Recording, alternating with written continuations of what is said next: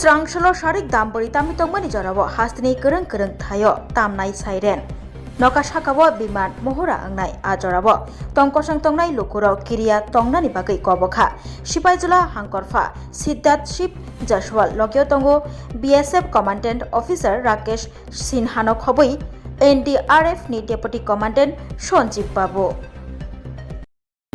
होती है जिसको एक्शन वार्निंग बोलते हैं। 2 मिनट तक ये सायरन के माध्यम से, जहाँ पे सायरन नहीं है वहाँ पे फायर ब्रिगेड के फायर टेंडर के माध्यम से 2 मिनट तक सायरन बजेगा, रेड सिग्नल होगा जिसमें, और उसके बाद से 4 बजे से लेकर 4:20 तक सभी पब्लिक लोगों से ड्रिल के माध्यम से उनको बताया जाएगा कि किस प्रकार से उनको सेफ लोकेशंस में अपने आप को रखना है in case of any air Reds.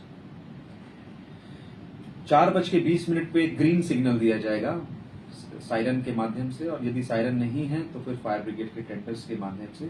और ग्रीन सिग्नल मिलने के बाद, ग्रीन सिग्नल इसका मतलब है कि एयर रेड खत्म होगी। 4:20 से लेके 5:30 तक 70 मिनट तक सर्च एंड रेस्क्यू ऑपरेशंस होंगे, जिसमें जो लोग चोटिल हुए हैं उनको they will be referred to the nearest hospital for treatment.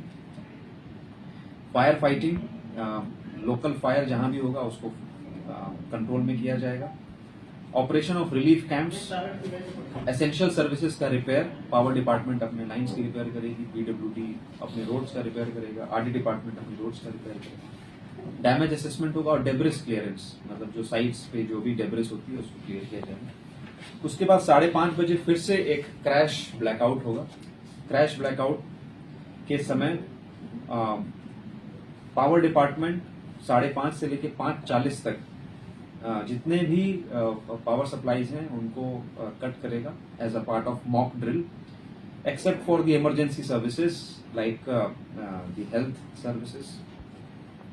और सारे रेजिडेंट्स और ऑफिशियल्स को भी इस तरीके की जानकारी दी जाएगी मॉक ड्रिल के माध्यम से कि उस समय उन लोगों के अपने अपने लाइट्स इमीडिएटली स्विच ऑफ कर देना है टिल द नेक्स्ट सिग्नल, और कवर ले लेना है सेफ लोकेशन में।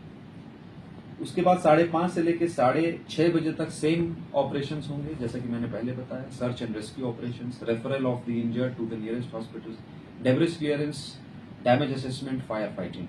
और 6:30 बजे फिर से एक डीब्रीफिंग होगी डिस्ट्रिक्ट लेवल पे, और उसके बाद एक मीडिया ब्रीफिंग होगी। तो आप लोगों का इसमें सहयोग लगेगा। आप लोगों के माध्यम से हम सभी लोगों में ये सचेतना, सभी लोगों को सचेत करना चाहते हैं कि इस प्रकार के ड्रिल्स में क्या क्या करना है, क्या क्या नहीं करना है। इस प्रकार के ड्रिल्स नॉर्मली नहीं होते, बहुत दिनों के बाद हो रहा है, तो ये और भी ज़्यादा ज़रूरी है कि आज जो प्रेजेंट सिचुएशन है उसमें हम लोगों की कॉमन पब्लिक को पता रहे कि कैसे उसमें उसको डील करना है, क्योंकि कोई भी इस प्रकार की जो सिचुएशंस होते हैं, जो फर्स्ट रिस्पॉन्डर्स होते हैं वो लोकल पब्लिक ही होती है, हमारे सिविल डिफेंस वॉलंटियर्स होते हैं, आपदा मित्र होते हैं।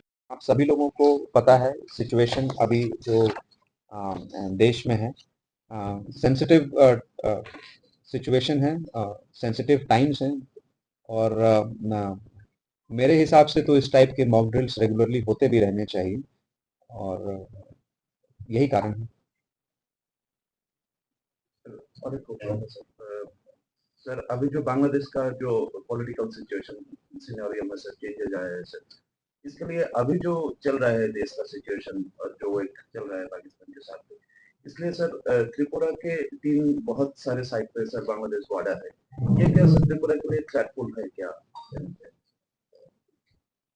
ये सब इश्यूज पे actually I am not the appropriate person to say anything, but the point is कि any border area is sensitive, not just from external threats but also from various internal threats.